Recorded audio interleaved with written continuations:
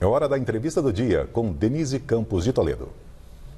E vamos falar agora sobre a campanha de vacinação contra a gripe no estado de São Paulo, a importância de se vacinar mesmo em meio à pandemia e as possíveis relações com a imunidade contra a Covid-19. Eu converso agora com Helena Sato, que é coordenadora da Divisão de Imunização do Centro de Vigilância Epidemiológica da Secretaria Estadual de Saúde, aqui em São Paulo. Doutora Helena Sato, boa noite. Boa noite, obrigada pelo convite. Bem, doutora Helena, vamos falar sobre a campanha de vacinação contra a gripe, que já começou aqui no estado de São Paulo. E aí eu queria saber qual a importância dessa vacina em meio à pandemia, se ela afeta em alguma medida a vacinação contra a Covid-19, se mexe com a imunidade das pessoas, como é que fica essa relação? Bom, essa campanha contra o vírus influenza, nós já estamos neste ano comemorando a nossa 23ª campanha nacional de vacinação contra o vírus influenza. No entanto, nós também temos que continuar vacinando, né, os grupos de risco e os prioritários contra o Coronavac, contra o Covid. E mais ainda, temos um outro grande desafio, que é vacinarmos adequadamente as nossas crianças, né? Mantermos elevadas e homogêneas coberturas da vacinação de rotina. Bom, mas uma grande pergunta, né, dos nossos telespectadores está sendo: eu tomo a vacina contra o vírus influenza, mas eu acabei de tomar a vacina contra o Covid, né, dependendo da faixa etária. Então, qual está sendo a nossa orientação?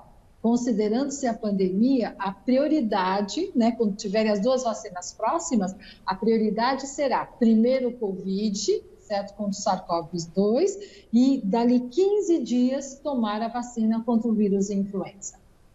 A Coronavac, ela é aplicada a cada 28 dias, pode tomar entre uma dose e outra?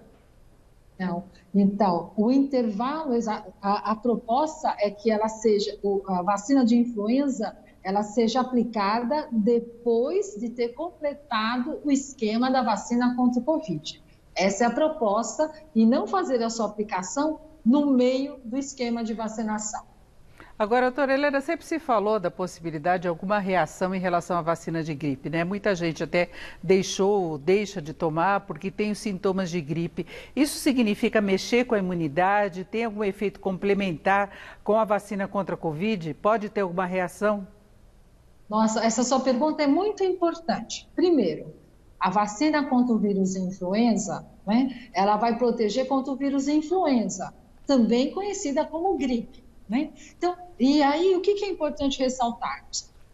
Onde as pessoas confundem é o quê? É confundir gripe e resfriado. Tá? O resfriado, quem causa o resfriado é o rinovírus, o resfriado é um quadro mais leve, acomete principalmente as nossas crianças, não é? Com uma tosse, uma coriza nasal. Gripe não. Quem causa gripe é o vírus influenza. E por que estamos realizando uma campanha que neste ano estamos completando 23 anos? Pois a ciência já demonstra que as pessoas de risco, que são esses grupos prioritários, uma vez se infectando pelo vírus influenza, o risco de evoluírem com complicações, como pneumonia e internação hospitalar, é maior. Então, por isso que essa campanha é realizada neste período, antes da chegada do inverno.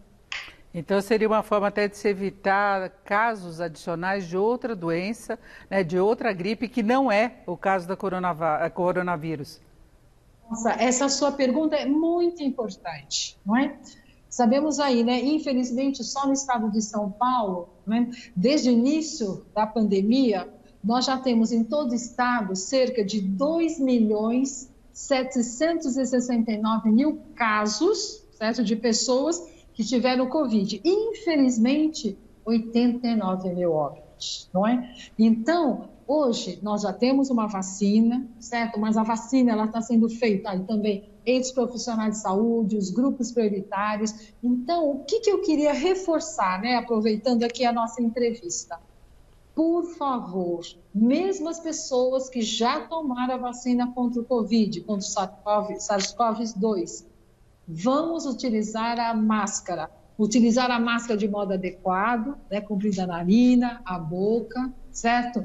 E, ao chegar em casa ou no seu local de trabalho, está mantida aquela recomendação, lavar as mãos adequadamente. Isso é fundamental. Algumas pessoas nos perguntam, nossa, mas é só isso? Sim, essas medidas, né, de proteção individual, lavagem das mãos é fundamental. E é claro, sempre aquele recado, aquelas pessoas que puderem ficar em casa, vão ficar em casa.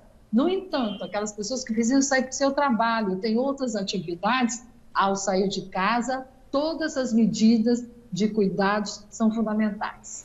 E, doutora Eliana Sato, como é que São Paulo está planejando a vacinação simultânea contra a gripe e contra a Covid? Vamos lá, né? Primeiro, eu sempre digo, esse é um trabalho do SUS, é um trabalho integrado com as 3 esferas de governo, federal, estadual e municipal. E a gente sempre agradece, né? Nós, em todo o estado, somos cerca de 5 mil postos de vacinação. Todos eles estão abertos das 8 da manhã às 5 horas da tarde. E temos municípios realizando as mais variadas estratégias para facilitar o acesso e as ações de vacinação. Temos municípios que estão identificando alguns postos de vacinação apenas para a Covid e outros apenas para a influenza.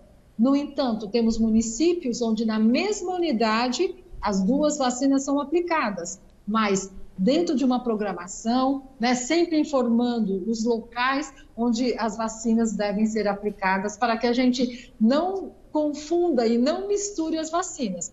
Mais uma vez reforçando, a prioridade neste momento entre os grupos prioritários é a aplicação da vacina contra o Covid.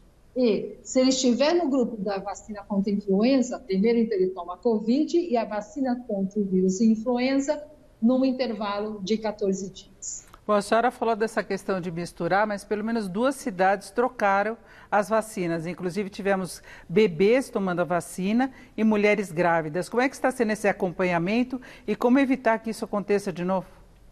Vamos lá. Como evitar que isso aconteça de novo, né?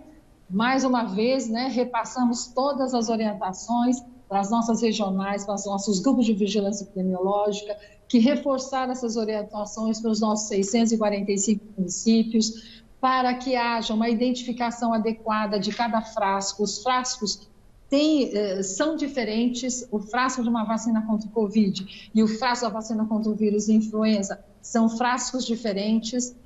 Na medida do possível, realizar essas ações, certo? Em salas separadas, em salas diferenciadas, para que não haja essa questão. No entanto, né, já respondendo a sua pergunta, as nossas equipes de vigilância epidemiológica, junto com o município, onde ocorreu essa questão de utilizar a vacina contra o Covid, aplicando em crianças, o que eu quero só ressaltar, a vacina contra o Covid, ela está liberada, de acordo com os grupos de risco, a partir dos 18 anos. Isso ocorreu um erro de imunização, onde foram vacinadas crianças numa faixa etária onde essa vacina ainda não foi liberada. No entanto, o que é muito importante? Neste momento, de novo, aquelas ações em conjunto com as 3 esferas de governo. Essas crianças estão sendo adequadamente avaliadas, acompanhadas, para uma adequada avaliação do que uma possível vacina possa repercutir sobre essas crianças. Mas o que eu quero só dizer, de antemão, já, nós estamos tendo contato constante, né, com a vigilância e com este município, temos a informação que essas crianças estão bem.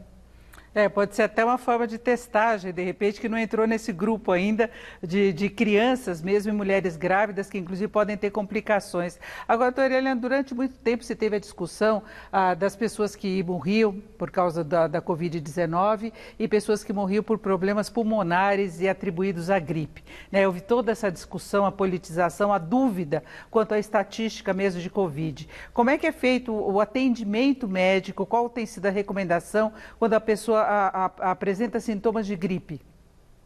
Então, vamos lá. A gripe, né, qual a diferença de gripe e resfriado? Né? As mães sabem, né, sabem, né, com bastante, sabem por causa do dia a dia, e aí eu vou usar o exemplo das crianças, né? As crianças, de modo geral, elas têm aquela tosse, aquela coriza nasal, né? Muitas vezes o resfriado, muitas vezes não é acompanhado de febre, né? Então aquela tosse, aquela coriza nasal. Qual a diferença de uma infecção pelo vírus influenza? A diferença é muito nítida, não é?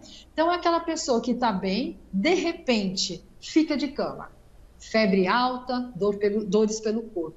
Essa é a principal diferença clínica, comparando-se os sintomas causados por ambos os vírus. Resfriado, repetindo de um modo geral, é um quadro mais leve, com uma tosse e uma coriza nasal. Não é rinite, porque rinite também às vezes confunde. Agora, gripe não. Febre alta, certo? E a pessoa tem dor no corpo e, de um modo geral, fica de cama. E, mais uma vez ressaltando, o grande problema, né, quando a gripe ou vírus influenza acomete os grupos de risco. Então, por isso, né, que as pessoas perguntam, então, por que não vacinar contra a gripe ou influenza a população toda? Porque não precisa. Quem precisa mais da vacina contra o vírus influenza? Contra a gripe? São aquelas pessoas que, uma vez se infectando pelo vírus influenza, poderão evoluir com complicações, como pneumonia e internação hospitalar. Então, por isso que a gente chama pessoas com 60 anos ou mais, pessoas portadoras de alguma doença de base, então, e os profissionais de saúde, né, que estão aí na linha de frente. Então, mas eu falava com a confusão também com o Covid-19, que tem sintomas também como febre elevada, tosse. Aí, como é que os pais lidam com isso no caso de uma criança, por exemplo? Bom, o que eu queria só ressaltar, né? Primeiro, o comprometimento do vírus, né? Por um SARS-CoV-2 em crianças, de um modo geral, as crianças têm uma boa evolução, certo? Em comparação com os adultos ou pessoas portadoras de alguma doença de base, certo? As crianças, de um modo geral, vão ter quadros que com sinais e sintomas se confundem, né? Uma febre, uma tosse, uma coriza nasal. No entanto, em relação às crianças, isso é raro. Uma vez se infectando pelo Covid, pelo SARS-CoV-2, a descrição, claro, mais uma vez, deixando claro, é raro. A ocorrência de uma manifestação, também já conhecida entre nós pediatras, doença de Kawasaki.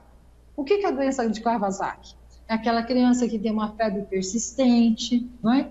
Pode ter comprometimento de mucosas e pode ter outras complicações como pulmonares, não é?